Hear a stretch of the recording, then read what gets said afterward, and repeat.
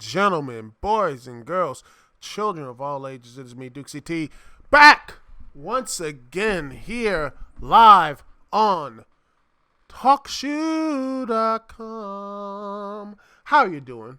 Hope you're doing well. Hope you're doing great. I hope y'all are doing a beautiful thing, beautiful today, this evening. And wow, in the wrestling world, it is a big wrestling, it's been a interesting week in the world of wrestling. It looks like everything has, there's been a lot of, what would you call it? What would you call a wrestling emergence, a new era, if you hear. And, well, there have been some good, some bad, and let's be honest, and some bland. And mostly the bland is on NXT. We're going to talk about this stuff. I'll talk about Monday Night Raw a little bit later, but I'm going to talk about NXT. I watch for NXT, but I watch AEW Dynamite. I majority watch AEW Dynamite because, honestly, the production values are so much better. And I'm watching the last parts of NXT right now, and it's, I don't know. I'm sorry. I just didn't care. I don't care about, this group. I don't care about the Undisputed Era. I don't care about these guys. I mean, it's, it's just poor bland dudes, and I don't care. And, oh, wait, looks like someone is coming out. And it's someone with glass shattering, and it's Ciampa. Ah, the return of Ciampa. It looks like he is healthy. So, yay, Ciampa and Adam Cole. That's going to be fun. And by the way, I like the fact that Finn Balor is going to be NXT bound. They're so screwed up with NXT. They failed with Finn Balor. They failed so badly for him on the main roster. They had to basically just downgrade to NXT just to say, okay, here we are. NXT, we need you. We need someone. So look, just take Finn Balor. Just get him sit down. And by the way, word to advice, NXT, WWE, get out of Full Sail. Get out of Full Sail University. This is not you want to make NXT seem to be better? Get out of Full Sail, because AEW, again, they were in DC. I didn't make it. I wish I did, but it was a better productive show. It was much more, a lot more. I was like, everything felt bigger and better. That's what it felt like when I looked at it. It was a lot better. I felt like more of an experience. I felt like, man, this seemed more legitimate. And actually a lot more legitimate than Raw and Smackdown. It felt more, again, it feels a lot more, again, it reminded me so much of what Nitro was. Even though it didn't hurt to have Tony Schiavone there, who, looks like he didn't really miss a step. So props to them, props to getting him in. That's just my personal thing. It just, the announcing, it felt so, everything felt, the way production was good. Everything felt important. Matches felt important. I like that. I like the fact AEW felt this is more important.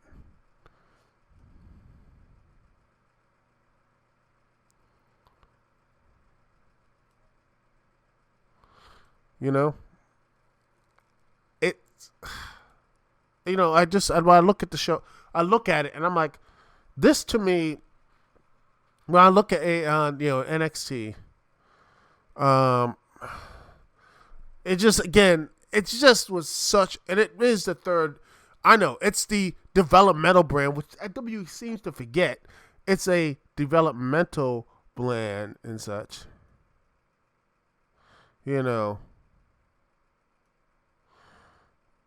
It's just, I'm just I'm tired. I'm just so um I'm just tired of this whole developmental, and they don't develop anything. NXT hasn't developed anyone. Only they've done is just tried to cater for the niche of niche markets. They're the indie crowd, and AEW has that problem too. AEW is doing the niche stuff too, but I think they are building up, actually getting some stars there. I mean, you know, there's only people you can go, and that's the last minutes of AEW. You know, a lot of people when they, I mean, the way they presented everyone, the way they had announcers, everyone there felt like an importance. And even though I'm not talking about matches and everything else, because there was some good stuff on both shows, but I honestly, I didn't, mostly Adam Cole. I just didn't care for Adam Cole stuff. I don't care for Adam Cole. I don't. I didn't like him in Ring of Honor. I tried, and NXT, I give him every chance, but it's just the same match, move, spot after spot after spot after spot. Same with NXT, with AEW. That's probably the problem with most wrestling nowadays. It's just spot, spot, spot, spot, spot, spot, spot, spot, with nothing else in between. I mean, I'm just tired of it. I'm tired of that stuff, I want something more. I want something,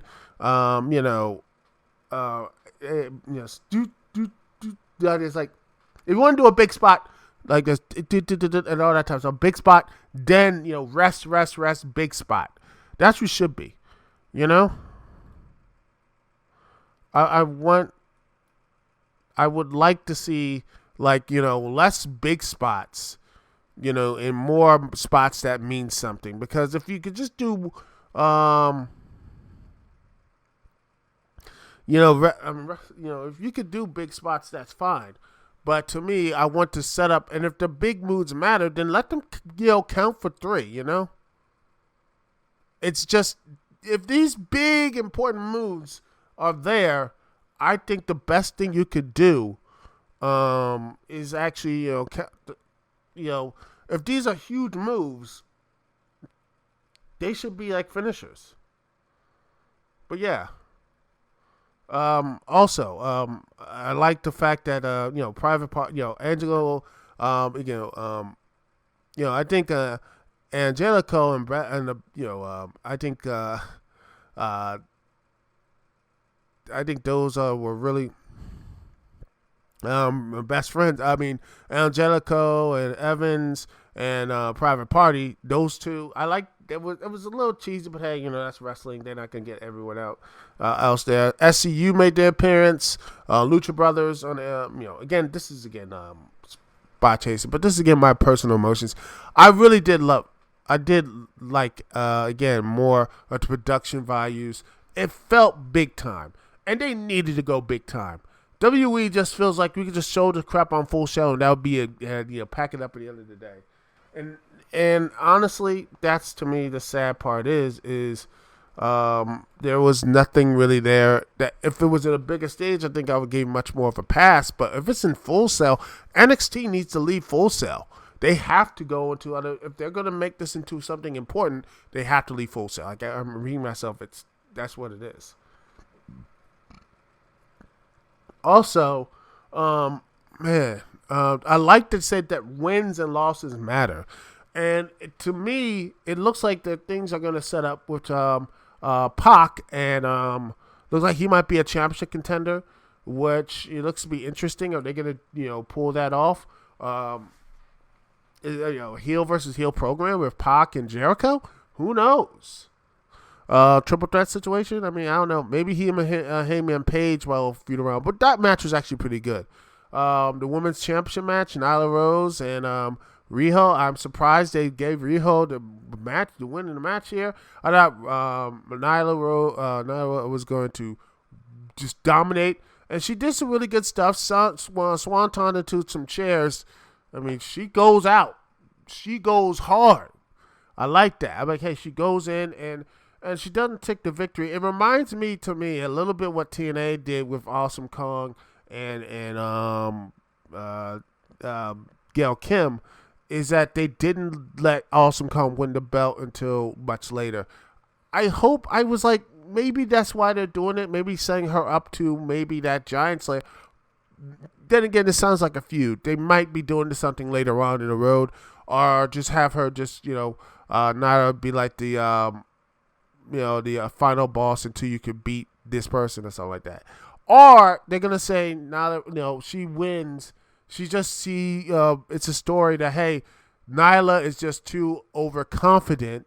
She believes that everything, I'm so better than everyone else, I'm big and nasty, and not realize how powerful she is, and lose by that, which would be interesting. And then I don't know what's going to be her. Maybe Awesome Kong manages her. That could be something interesting if they would have pulled that off. I think that would be good. And by the way, Jon Moxley showing up. I think this was pretty much a make good because Kenny Omega and and they will have a match on All Out, but Jon Moxley's shoulder was messed up. I think he had some MRSA. He's healthy now. I don't know after he's healthy after being going through that glass table. I hope that he's okay. But yeah, I hope that he's okay.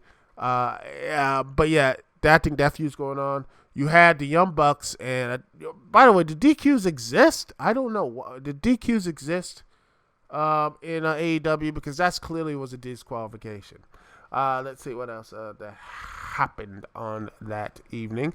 Yeah, the aftermath of that match, pure craziness, and it looked like that Dustin was going to be the one to finally shut this thing down, to make sure okay, the baby faces have it.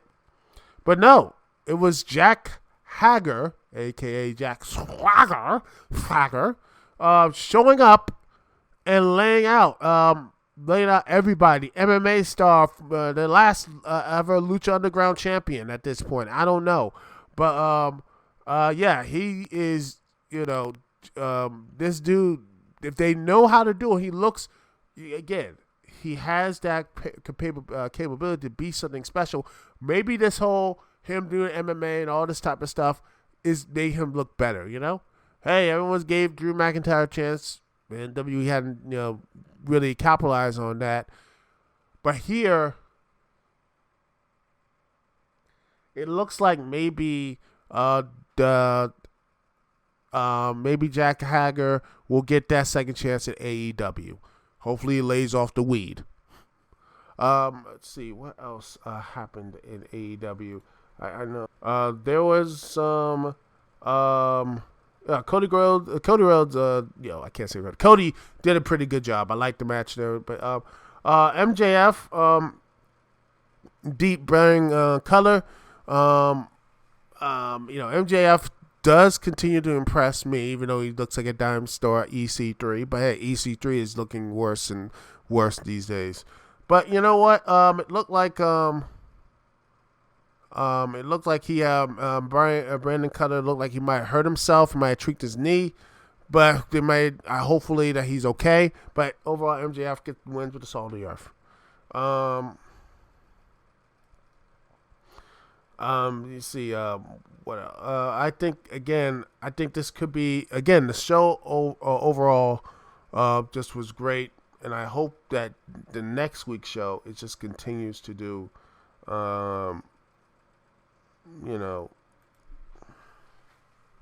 it continue the momentum. That's what I want to see, is that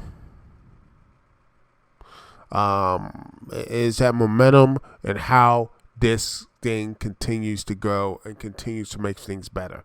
And that's what I see. That's what I like to see in AEW. I like the matches, the format. Everything felt good. I really don't. I hope they can do some more match in more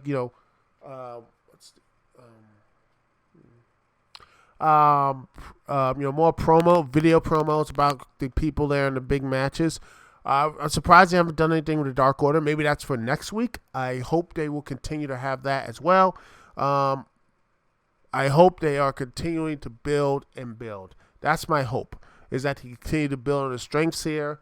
And that's what I expect for AEW. I expect that from Cody. And after this first match, I hope that people need to I hope that the people behind AEW continue to latch on that momentum and continues that momentum. I don't know what they're gonna do later on, but it seems to be very interesting. It's gonna be really, really, really interesting. But you know what wasn't interesting? Monday Night Raw. Oh gosh, what a show. Oh gosh. Oh man, what can I say about Monday Night Raw? Oh, Monday Night Raw, Monday Night Raw. Well, I like the fact that they, I like the fact that it was really serious. I did. Rey Mysterio and and Brock Lesnar segment was great. Went a little too long, but then again, they had to fill 3 hours. I have to keep reminding myself that they have to fill over around 3 hours of sports entertainment, even though it's a detriment to the show. Sorry about that.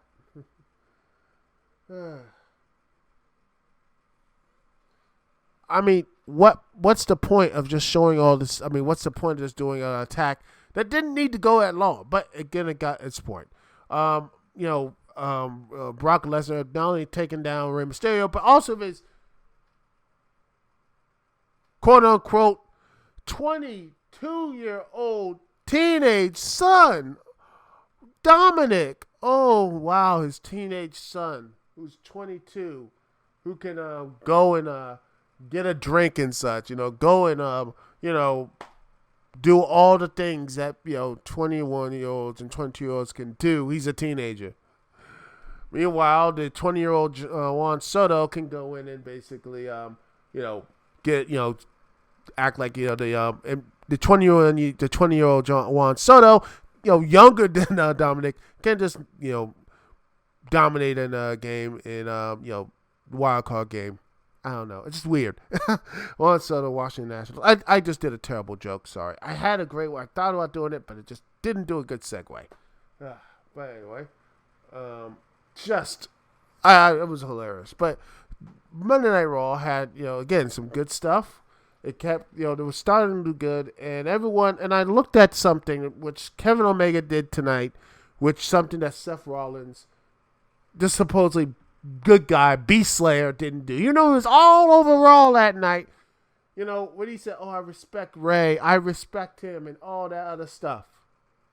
Guess what he was at when Ray and his kid getting his ass kicked? Where was Seth Rollins, the Beast Slayer? Sitting there doing nothing. Our hero, ladies and gentlemen. You can't call someone Beast Slayer and then have the Beast show up and just take down people like that. Same thing with Triple H when he calls himself the King Slayer. And Triple H was still wrestling matches. WWE doesn't know what names are. Well, WWE doesn't know anything about names. I don't know. I don't know anymore. WWE is just weird. And then you'd have all the lovely stuff that happened, during the matches and such, which I love, by the way, that no one cares about the Viking Raiders or the OC, and they just, it was full of apathy. That's what the show was. It was apathy. It was apathy for both guys. Like King was like, oh my goodness, they're stunned silent. No, they're just bored. They don't care about these people. They don't care about either they don't care about the Viking Raiders or the OC. It's just, again, apathy. Even better, the later night and such, which was the king of this stuff. You had Rusev, who returned earlier that night, helped out Seth Rollins, like, oh my God, Seth Rollins. this guy and everything looked a big baby face, and it looked like they were going to do something big and like something, and no, and I like the fact, love the fact that they had Hogan and Ric Flair doing a Team Flair, Team Hogan 2.0 in Crown Jewel, because why not? It's just that crazy. It's frustrating. That's what it is. It's just frustrating to see when you have a guy like Rusev who returned. He says, "You know what? I'm gonna give you a Universal Championship shot." And the match looked pretty good. I was having fun. And then you have Bobby Lashley show up, and next thing you know, everyone's like, I think someone missed their cue, and Lana comes out. Everyone's standing around, and next thing you know, she kisses. She kisses Lashley.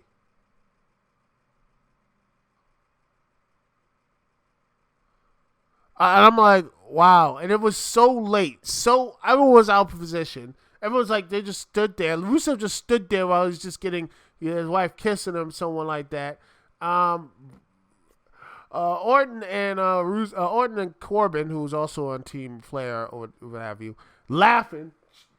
They're sitting there chuckling, chuckling and such, which was probably the best part of the night. And then Seth Rollins, who was knocked out the ring, just stood there until the Fiend showed up, did his thing, and that was the end of the show. And I'm like,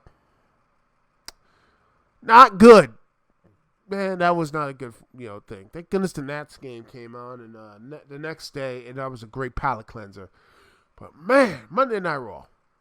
This was not good. It was not. If it started out interesting and then it just completely flatlined. While AEW started off good and it kept going, and it had a consistent upbeat. There were some peaks and valleys, but overall, the experience was nice and fresh. While NXT just looked undervalued. It just looks just so. Look, I know they're trying to get that indie crowd, but you know what? If you want to go after AEW, is just going to be outshining you in the production values.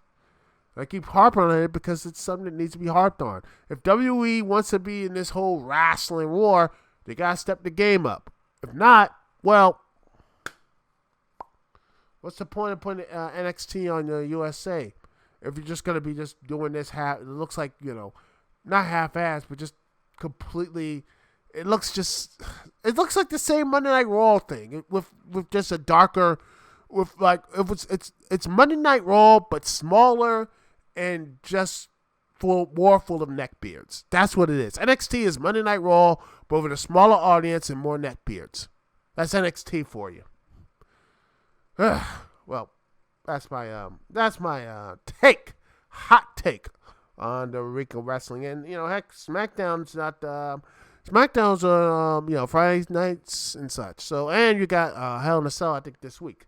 So that's gonna be a fun experience. And I might do a preview or something like that. But then again, I don't care for anyone in Hell in a Cell other than I don't care for Hell in a Cell. I don't care for anything match other than the Fiend and Seth Rollins.